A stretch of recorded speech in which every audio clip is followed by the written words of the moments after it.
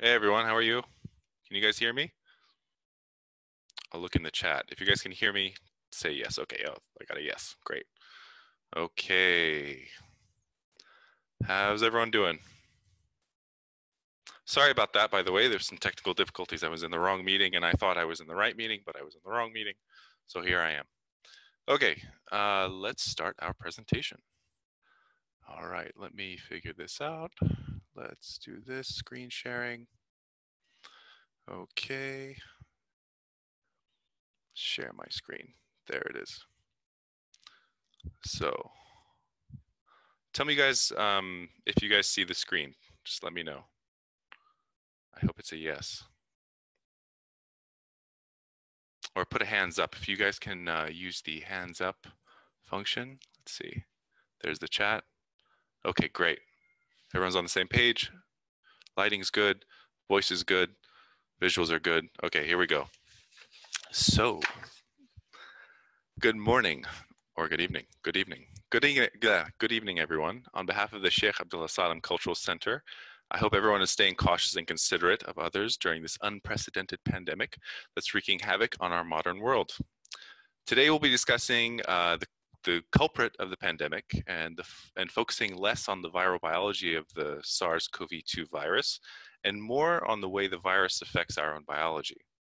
The virus is kind of shrouded in mystery in the medical community, and it's been compared to other viruses, and in that comparing to other viruses, it has such a complex mechanism to make us sick, and that's why it's kind of unprecedented. That's why I say it's an unprecedented time. We'll be discussing what is known about the virus and possible explanations as to why it affects us so tragically.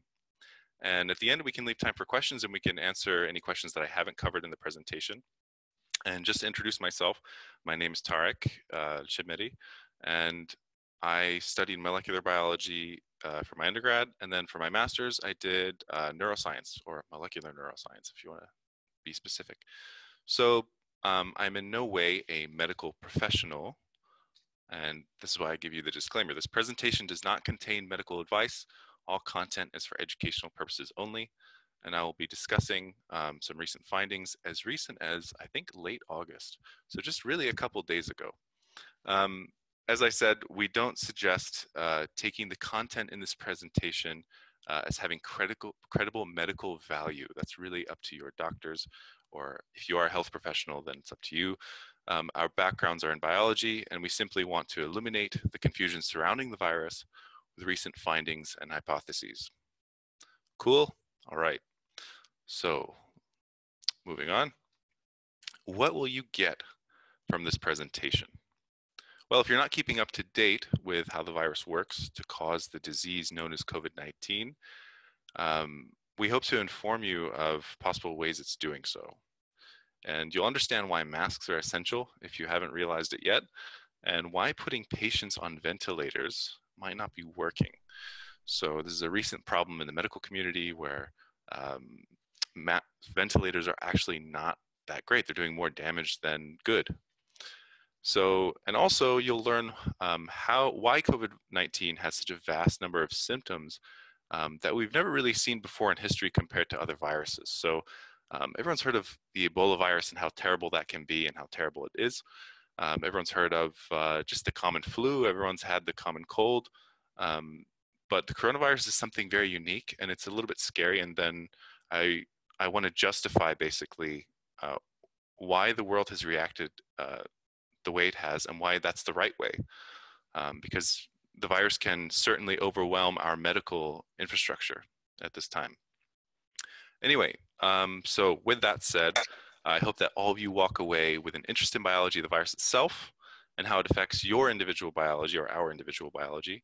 A lot of information is being published every day that help our medical institutions handle the crisis. So there's a wealth of knowledge out there, but we're still trying to characterize the virus and how it affects our body. So with that said, onto the show. Here is the virus itself. This image was obtained using cryogenic electron microscopy. It's a really cool technique where you flash freeze a sample. Let's say you take some coronavirus, and you don't just freeze it in the freezer. You apply some liquid nitrogen to it, and it freezes, right? And why you do that is because you prevent the formation of ice crystals, because ice, as we know, it's a larger volume. It occupies a larger volume than liquid water. So ice crystals actually explode your biological samples, or they mess up your biological samples. So this imaging technique is really cool because we can see the coronavirus intact and with a lot of detail. So let's just break down the structure really quick. Here's the envelope. This is something called, a lot of viruses have an envelope, some don't, but an envelope is very important for a virus because it protects the virus from environmental insults. Let's say it prevents the virus from basically unraveling or becoming damaged by, let's say, water or dry air or certain chemicals or something. And the envelope is made up of proteins and fats that protect the shell. Do you guys see my cursor, by the way? I hope you do. Maybe I can use this annotate function. Yeah, let's use that. That's cool. Or here's the mouse. Annotate, annotate. There it is. So that's the envelope right here. And then after that, we have the infamous spike protein. Here are the spike proteins. They're kind of hard to see. The contrast is not that great on them, but I think in this image, it's a lot better. Here are the spikes right here. And the spikes are famous because number one, we know that that's how the virus enters our cells and enters our bodies, or gains access to our biology. And also they're very popular, or they're very well known because of the vaccines that are being developed. A lot of the vaccines that are being developed make use of this spike protein. So basically the vaccines are training our biology, are training our immune systems to recognize those spikes.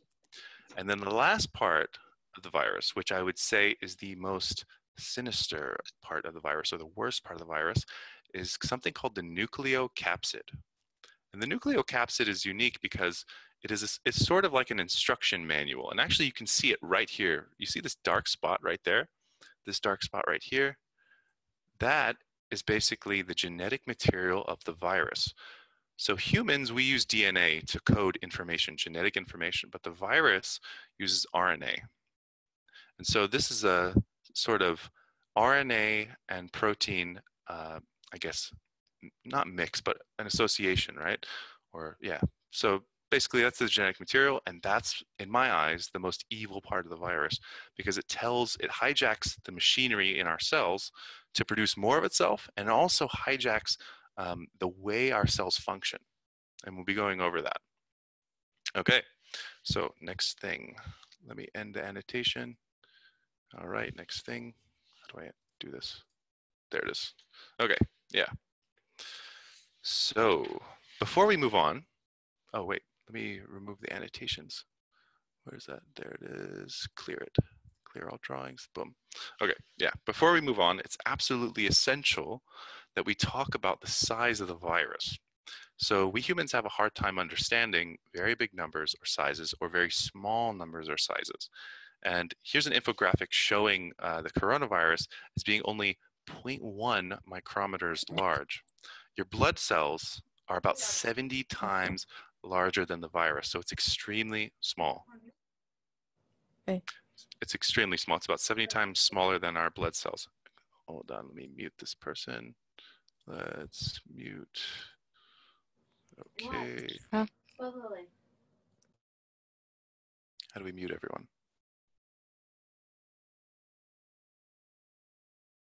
Participants, who needs to be muted? Ah, okay, we're fine, we're fine. Anyway, so as I was saying, the popular size is essential basically to understanding why not all masks are created equal. I'm sure you've seen some dialogue in the news and especially on social media about why certain masks are not effective. And so the popular cloth masks that have really cool designs on them, you know, they may not be the best solution to keeping or to protecting you or others from the coronavirus. So woven materials like cotton or synthetic polyester or whatever, you know, those really nice looking, aesthetically pleasing black masks, they may not be the best solution to protecting others or yourself. Woven materials, either by machine or by hand, have huge gaps in them that our eyes really can't see, but the virus, it's it's gigantic. So yeah, even moisture droplets containing the virus can pass through those large woven fabrics. And so that's why we should get the proper mask. And so we're going to talk about that. So I hate to use this analogy because it's used all the time, but it's almost like if you wear those woven cloth masks, it's almost like you're trying to keep mosquitoes out of your house with a chain link fence. So it's just not going to work. Because, you know, mosquitoes are much smaller than the holes in a chain link fence. It's the same exact thing for the coronavirus. And so what we do recommend, or what the medical community recommends, and what is the right kind of mask, are using non-woven masks. So if you look at here, it says particles filtered by masks. I should put in a mark here and say, actually, those are very specific masks, the non-woven material. And those masks are made with heat, and they basically make, instead of a woven material having like a lattice like this, the non-woven material has random tiny threads that that are too small for the virus to pass through. So anyway, we're going to be doing a little exercise just to communicate it before we talk about the biology of the virus, and it'll be fun. So in the chat, I'm going to point at a picture, and you're going to tell me whether this is an appropriate mask to wear to prevent the coronavirus from spreading from yourself, or to prevent the coronavirus, or reduce the chances of the coronavirus from infecting you. So first, let me point at the first mask. What about this? In the chat, if you can answer, say yes or no. Is this a good mask? Yes or no? Who thinks this is a good mask? No, no, yes. Oh, we have a yes, okay. No, no, no, no, no. Great, okay, so you guys are right. What about this mask? It's actually no for that answer, but what about this? Yes, we got a yes, yes. Perfect, good job. That's a yes. Moving on, this is kind of a difficult one. I thought I would throw a curveball at you guys. What about this one? The sad looking doctor right here. No? Who says no? No, no, no. We're getting a lot of no's, and you guys are right. Okay, the reason these are not good, even though they look super solid, is because under the mask right here towards the mouth, they have two holes, and the holes actually are quite big, thus the coronavirus can make it through. All right, what about this one right here? The yellow one. Do we have a no? Do we have a yes? No, no, exactly. So these are woven materials, and they're not great. Let's see.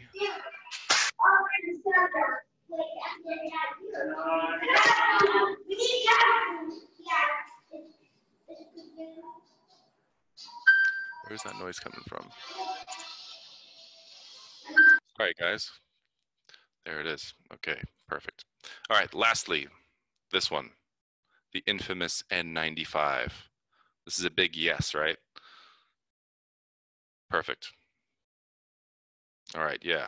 And the reason the N95 is so good is because it's a non-woven material, and it has random cross links of fabric that are not large, and there's no large gaps, basically like a fabric mask. And they use a lot of heat and some material. I'm not sure exactly how they make it, but I know that it involves heat. Anyway, cool, let's move on. All right, so here is a world map. Here, this map illustrates how well and how far the coronavirus has spread. In the last 6 months, it's spread to basically every country on Earth and has infected millions. The coronavirus doesn't need a passport, as you can see.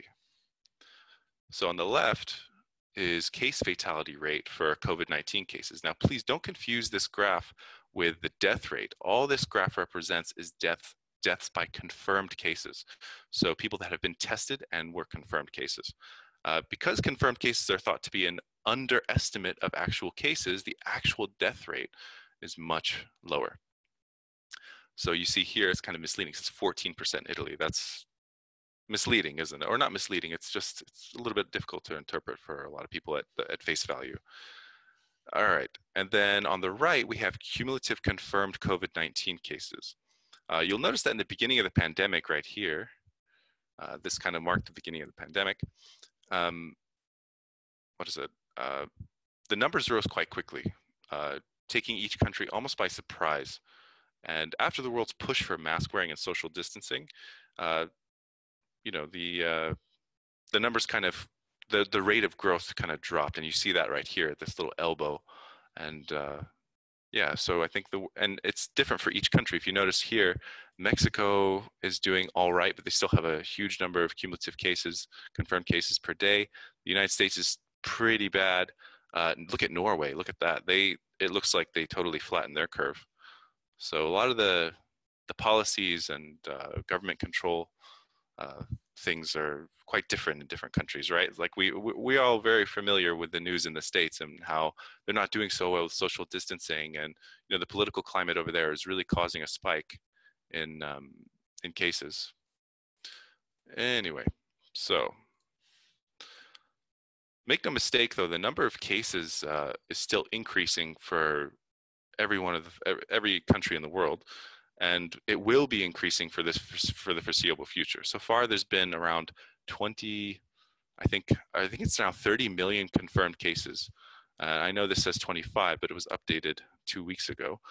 And I think there's around 960,000 deaths so far. And this was updated also 2 weeks ago. So, but the thing about the coronavirus, and the thing that's really awful, is that there's a lot of there's a lot of people that have had severe COVID-19 that walk away with permanent effects, long-term effects that change their life forever. We know that there's people that have damage to their vital organs, like their kidneys or their liver, and for the rest of their lives, they're going to need kidney dialysis, or they're going to need some kind of liver support protocols.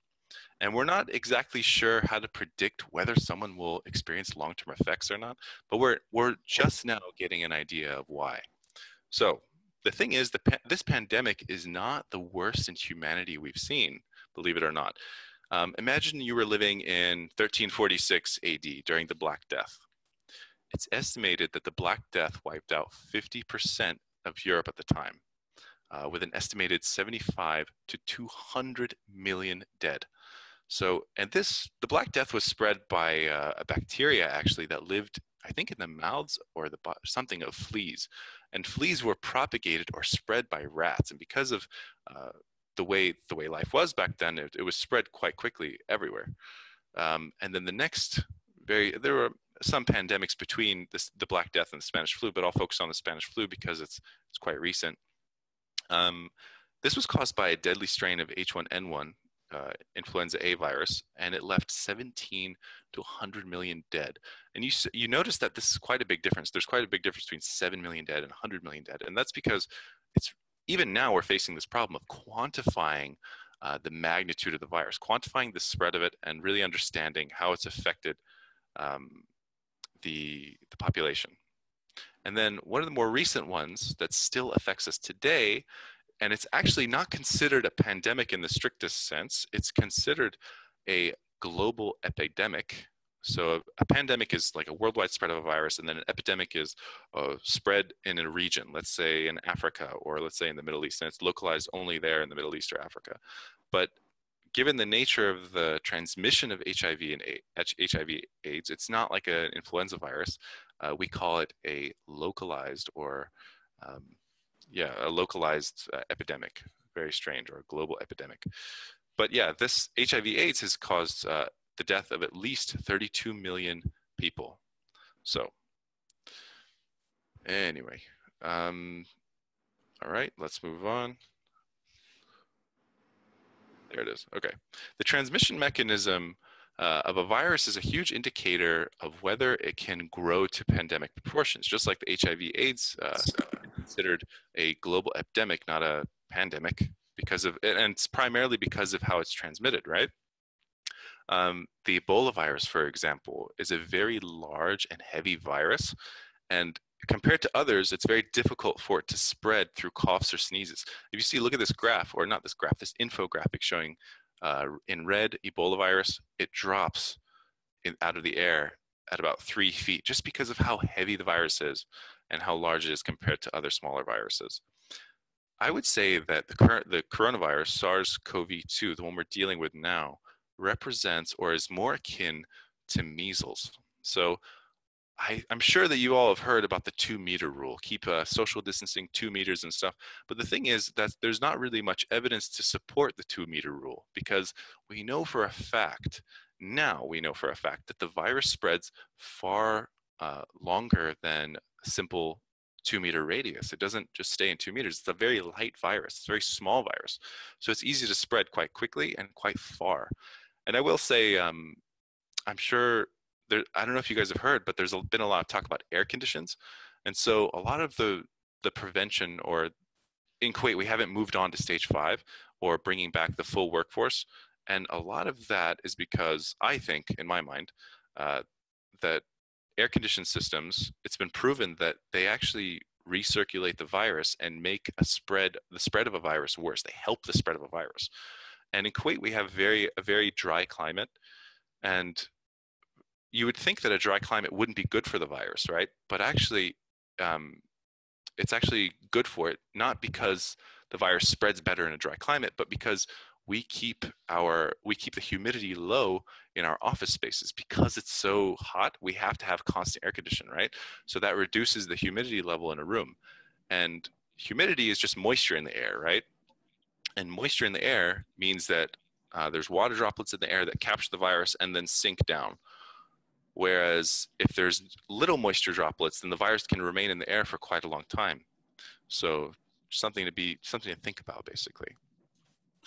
So risk factors. So you might have heard that many people are asymptomatic, right? Meaning they do not show any symptoms of the virus.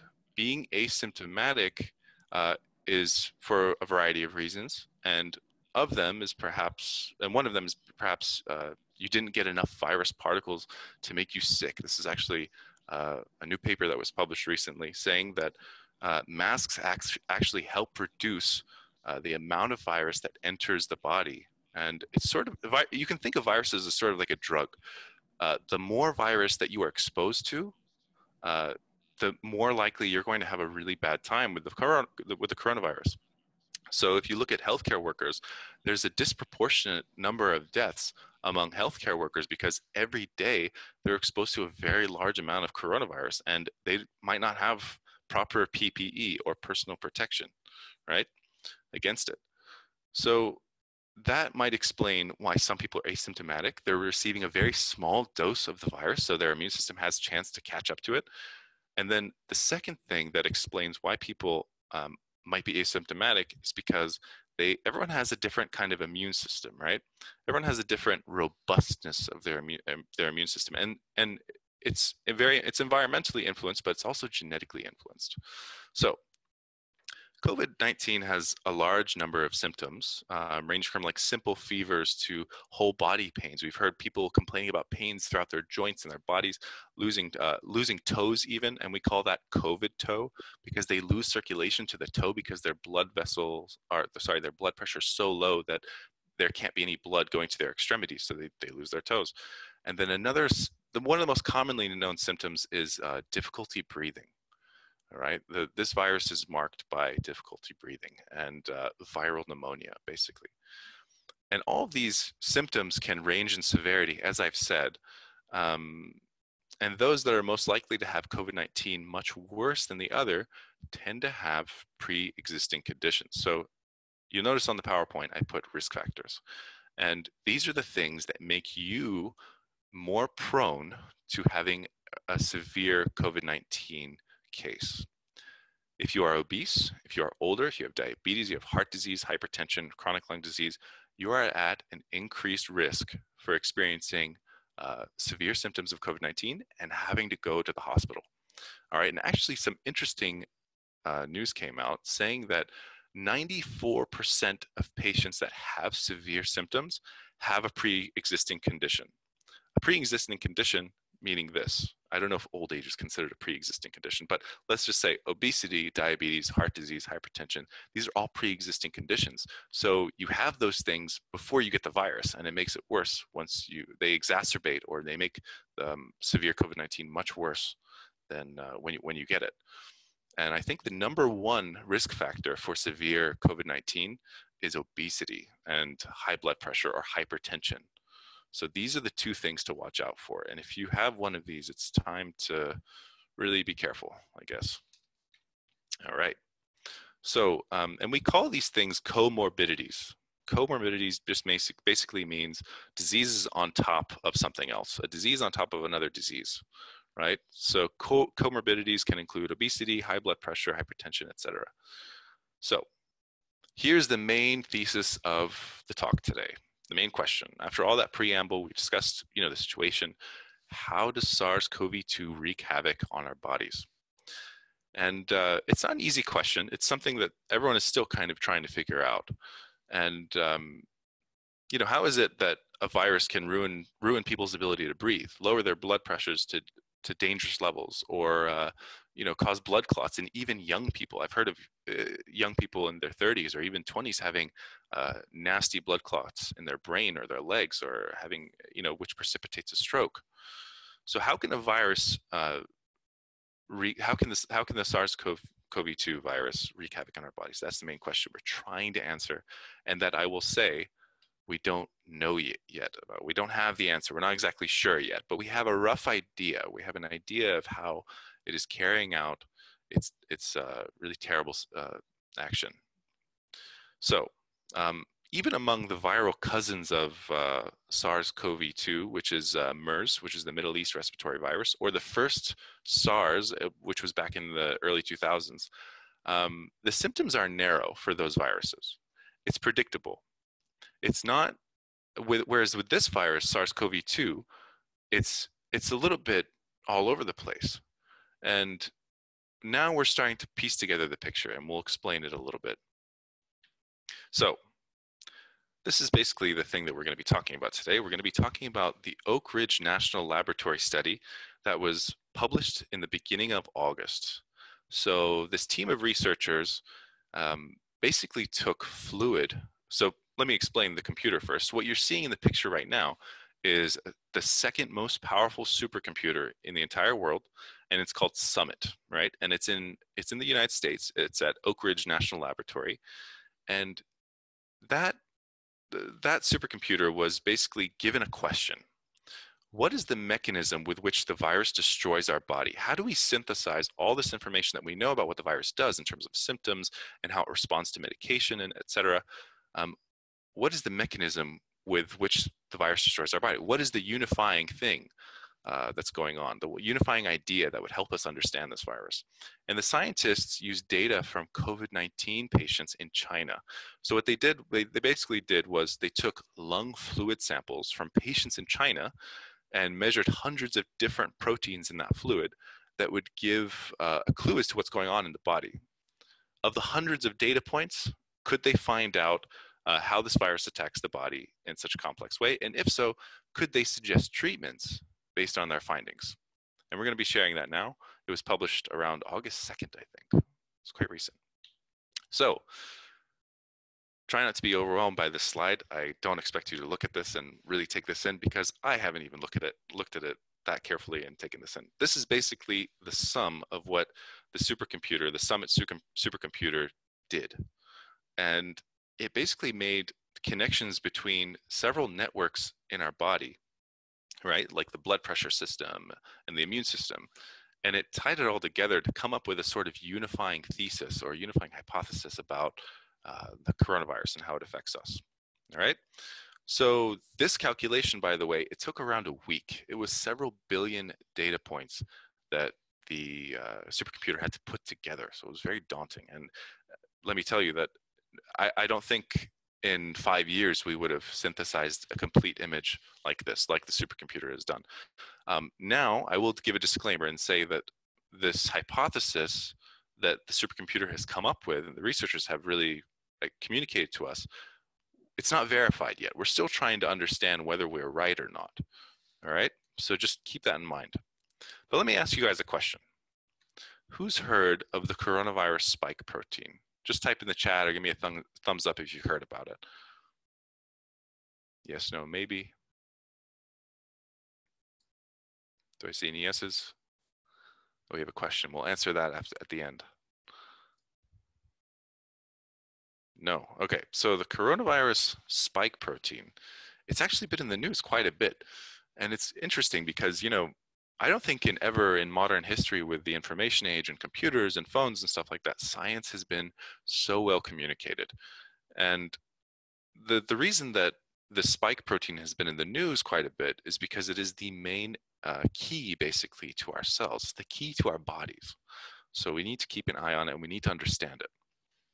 All right, this spike protein is the most well-known part of the viral structure, and for good reason. So here is an artificially colored image that shows the spike proteins in red. Here's the actual virus. Here's like the main inside or the body of the virus, and then in red are the spike proteins, right? It's a really cool image. Although this is a 2D image, there are also spike proteins where the yellow color is. So the virus is 3D. Don't be fooled. This is 3D, and there should be red everywhere here. But the thing is, the microscope only takes a slice of it. Think of it like a cheese slice. It only takes like one cross section of the virus, so we can't see everything in 3D. Anyway, the spike protein is notorious because it is almost the key to our body cell, as I said. It's no coincidence that the entirety of the virus is covered in keys, literally. So it can maximize its chances of coming into contact with an animal or human cell and gaining entry into those cells and hijacking the machinery of our cells. So how does it do that? Let's talk about that. So also in the news, I'm sure some of you have heard, is something called the Ace2 receptor, the ACE2 receptor. We won't get into the specifics about how the Ace2 receptor functions. It's important for blood pressure, I will say that. So this receptor on all our cells is very important for regulating blood pressure. And over here on the left, you actually see an image of the virus infecting a human cell. This was captured using a microscope. And you can see it's right at the border of the cell. It's in contact. It's docked itself to the outside of the cell. It's going to be entering the cell. So how does it do that? Once the virus binds to the ACE2 receptor, look how nice and neatly it fits in there. The cell will actually start to pull the virus in. And once the virus is in, that's when the bad news starts. This shell, the envelope in purple, like I showed you in one of the first images, that breaks away, and you see this stuff in blue. That's the genetic content, and that genetic content will be read just like an instruction manual by our cells. So I regret to inform you that this receptor, ACE2, the door basically to the virus, is on most of our organs. And it makes sense why it's on our organs, a lot of our organs, because as I said, it's very important for regulating blood pressure. And you know, your body is a lovely machine and it always regulates our blood pressure, right? So too do our organs, they regulate our blood pressure. And the awful, awful thing about the coronavirus is that it seems to do something very sinister. Yes, okay, it enters with the ACE2 receptors, but also it tells each of the cells in our body, whether that's in the liver, the lungs, the heart, the eye, the bladder, the kidney, it tells the cells to produce more ACE2, produce more doors. It's insane. So in COVID-19 patients, they're found to have 200 times the amount of ACE2 in the lungs than normal, and also other organs. So the thing is, that's not the whole story. The virus is also influencing other proteins, and it's also, we'll talk about another protein that it's increasing in the body by up to 2,000 times the normal level. So something's going on, and it's really bad.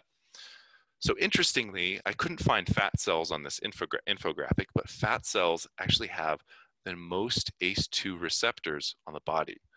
And so basically the most number of doors in the body for the virus to enter. And that's interesting because obesity is one of the #1 risk factors for COVID-19, for severe COVID-19. And it might be that people with more body fat just have more ACE2 receptors, so they have more intense viral infection than other people. So let's see, do we need to mute someone? Let's mute.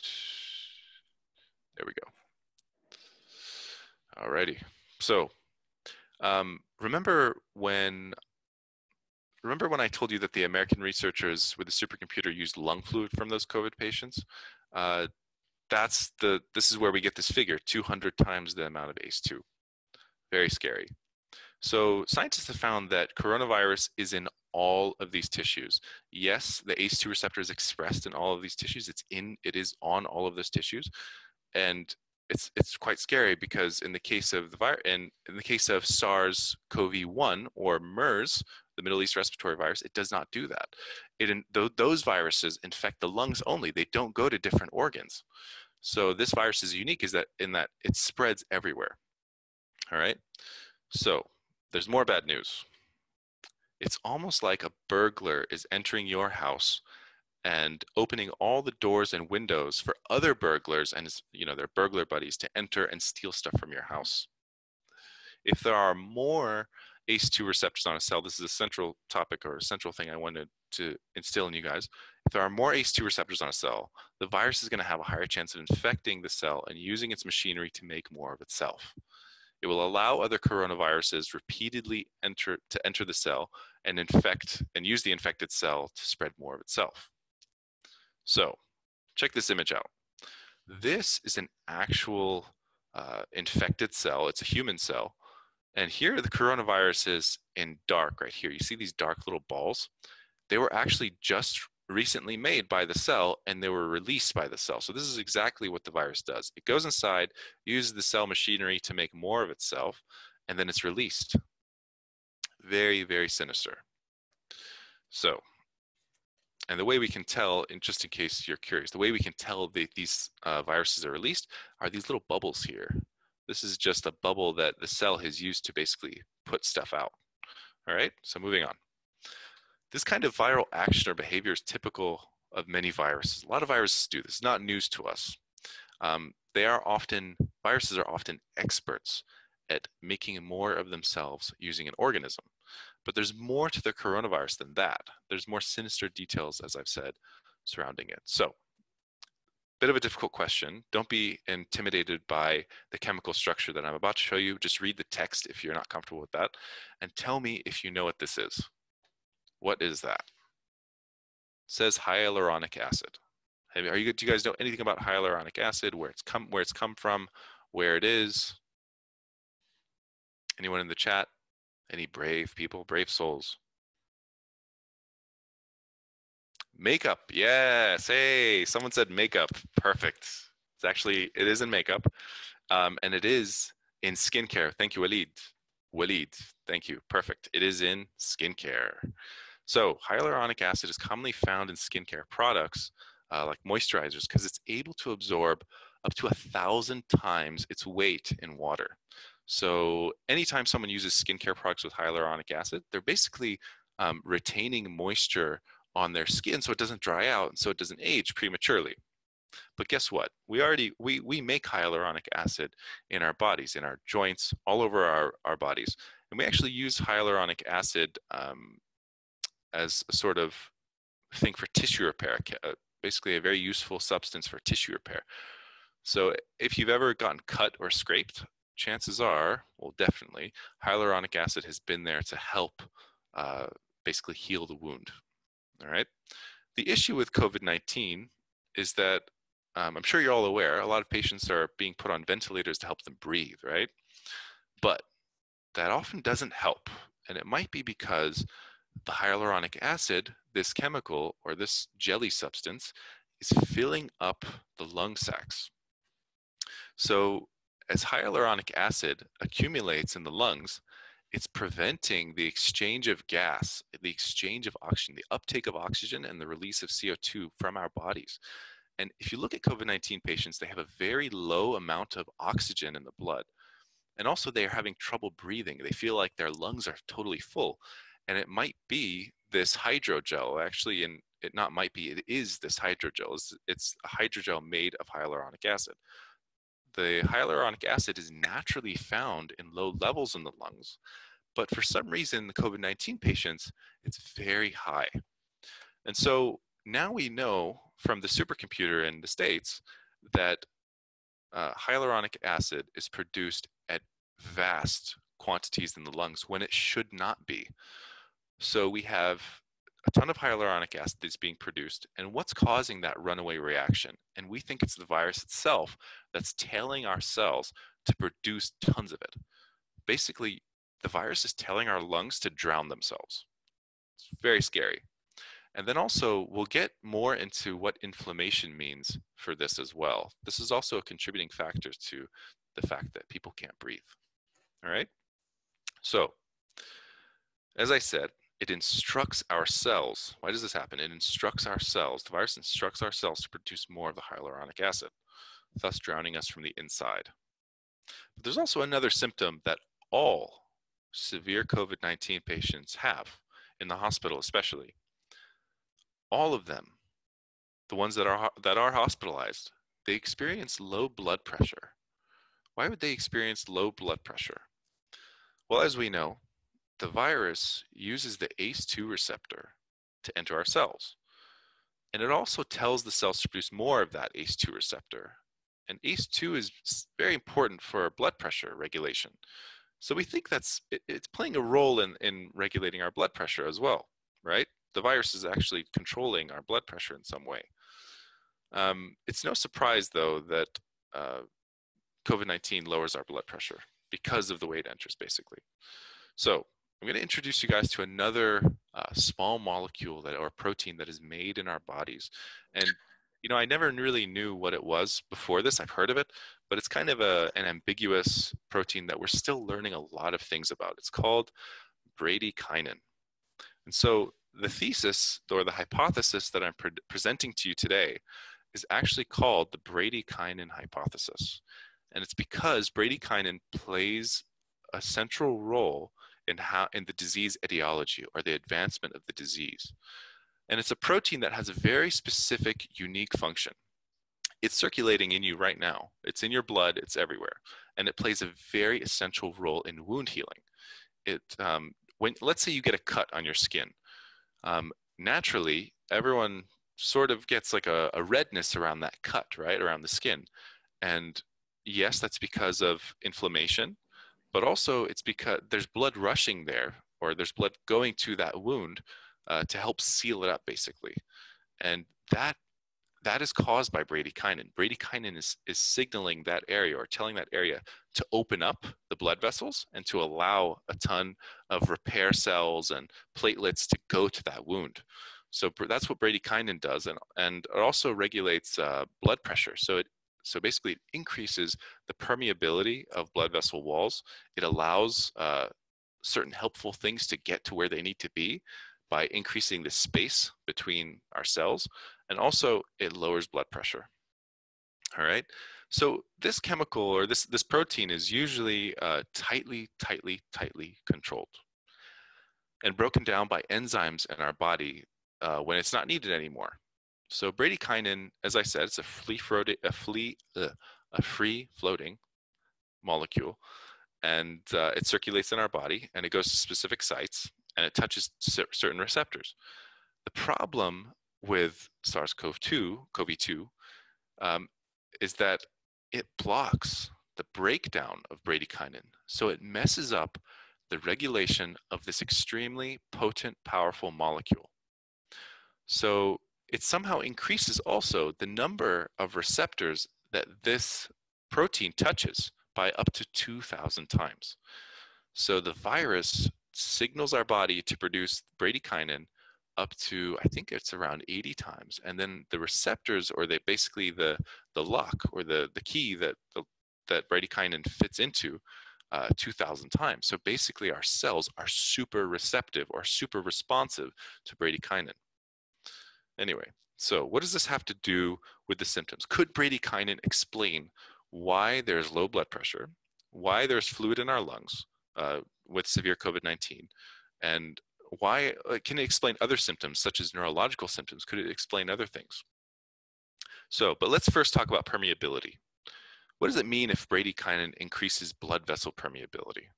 So here's a little quick example right here. This is just a little piece of water, or a stream of water.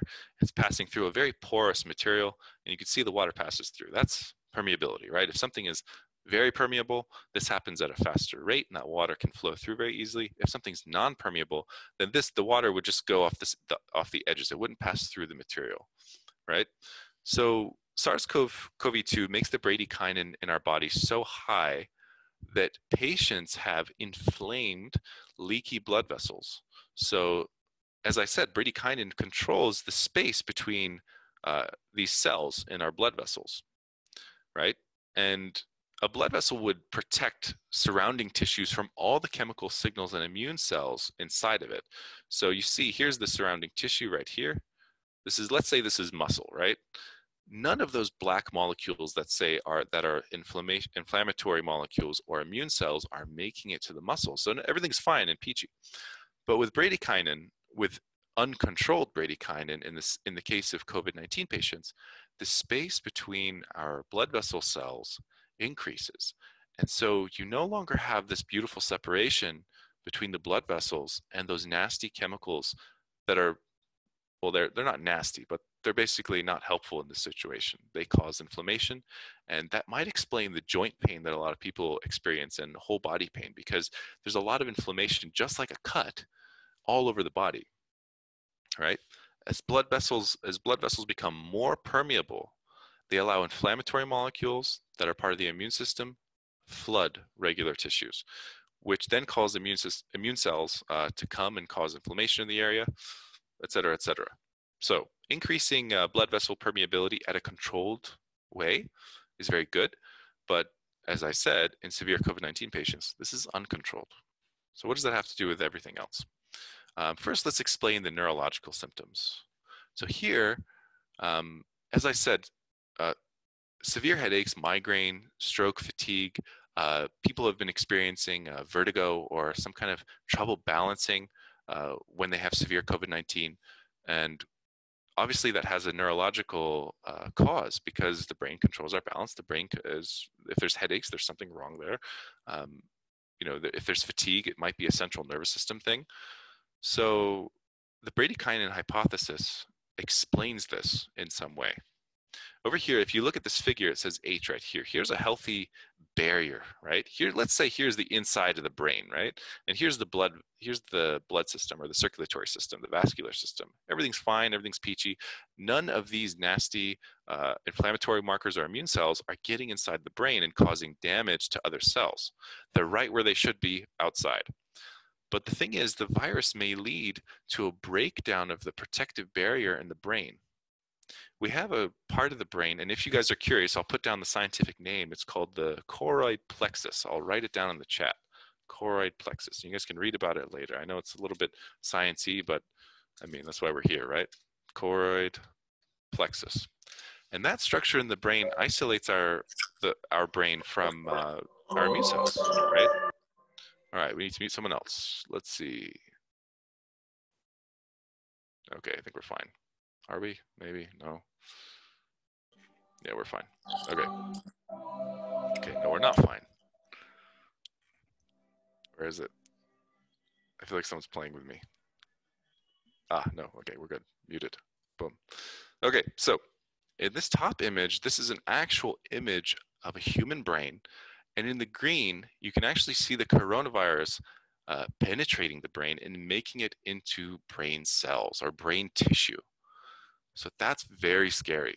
It's not often that a virus can infect our brains. The rabies virus is an example, but that's an awful, awful virus you don't want to get. So it's very strange and it's quite alarming. And so back to the Bradykinen hypothesis. Bradykinin, as I said, might be causing this permeability, which might be causing access of the coronavirus to our cells, which causes damage, right? And actually, the scary thing about the coronavirus is that a lot of people, even young people, are describing symptoms such as impaired speech, let's say. Even months after, they can't remember certain words.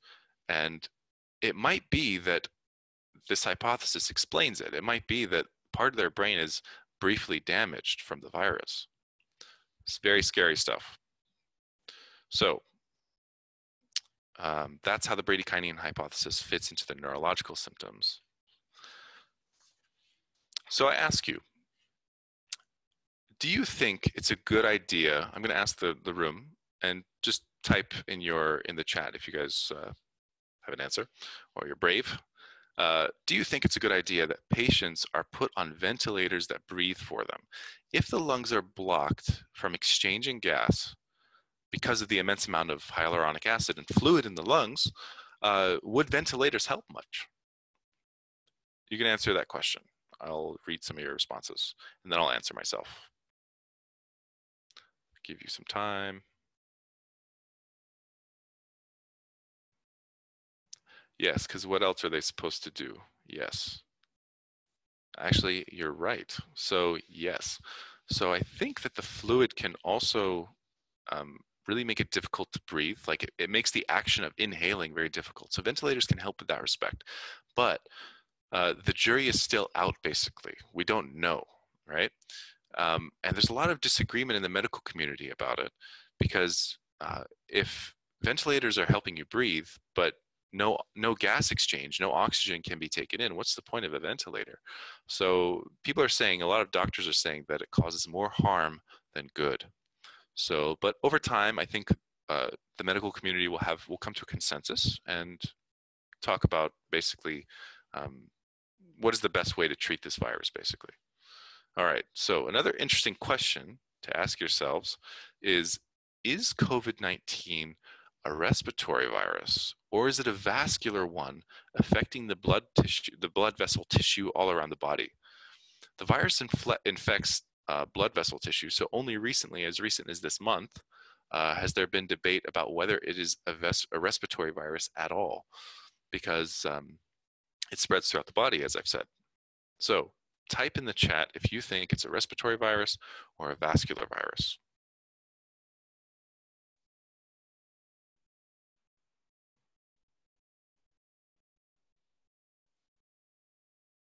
Respiratory. Can't it be both? That's a good question. I don't know the answer to that. I think whether we classify a virus as respiratory or vascular, I think it depends on where it's localized, where it goes, right? And I think, yeah, it can be respiratory. It is a respiratory disease, but we're seeing that it's more vascular. And there was a paper published last week arguing that it is more a vascular virus than a respiratory one, because it infects the lining of our blood vessels all around our body. It's quite scary. Anyway, let's move on. So let me just summarize the process of a severe COVID-19 infection. Not a mild one, a severe one. Keep this in mind. So the virus infects a person and hijacks cellular machinery to reproduce itself. And once it does that, the infected cell then makes more Ace2, that receptor, that door to the cell, which leads to a greater infection. And then somehow the virus increases this molecule or this protein called bradykinin, which severely reduces blood pressure. The reduced blood pressure leads to leaky and inflamed blood vessels that contribute to organ failure, like kidneys or even our lungs. They're filling up with fluid because the blood vessels let me just go back to that slide, actually. Let me go back to that lung slide. There it is. So remember we spoke about inflammation. There's capillaries here, which are a blood vessel. And those are becoming more leaky. And if you look at all these red molecules right here, these are,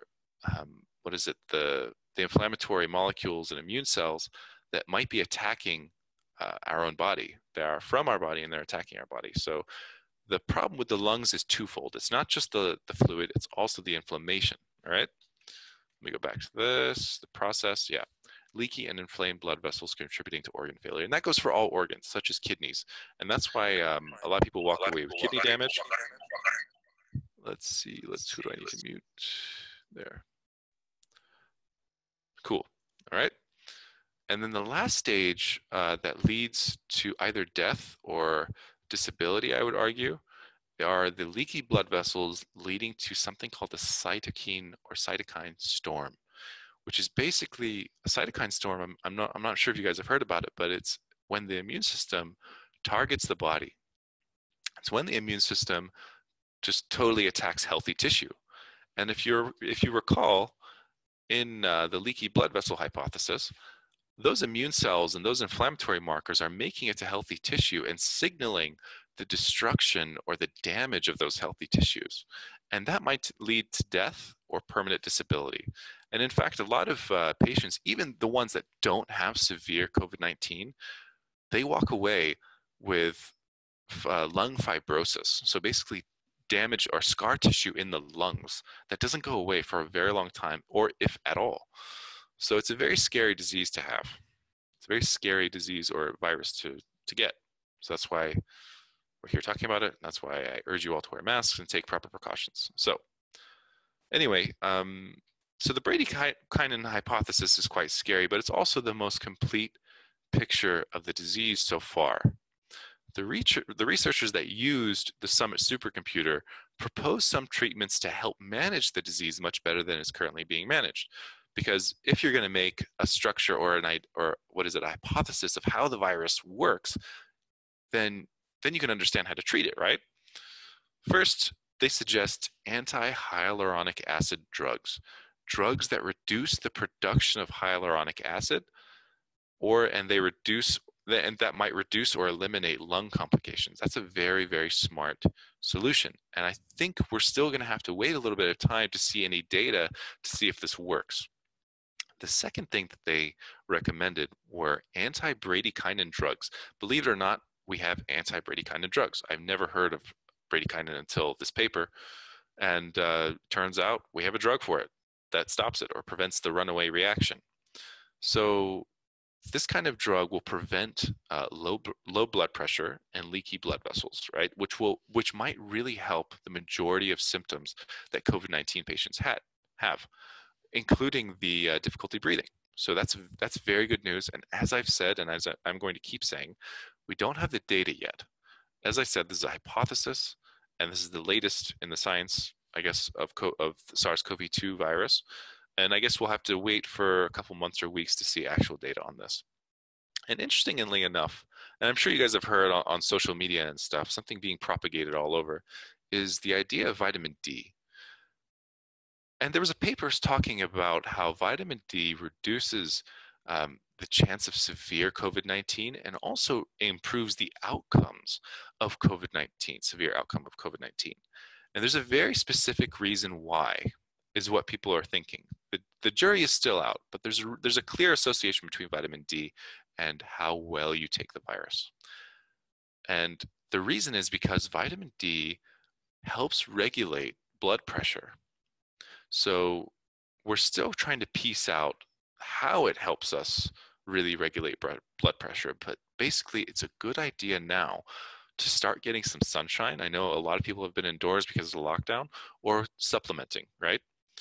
And I think you guys will have to do some research on the supplementation thing, but I advise to take some K2 with vitamin D and also magnesium. So take those in conjunction with vitamin D and stay healthy.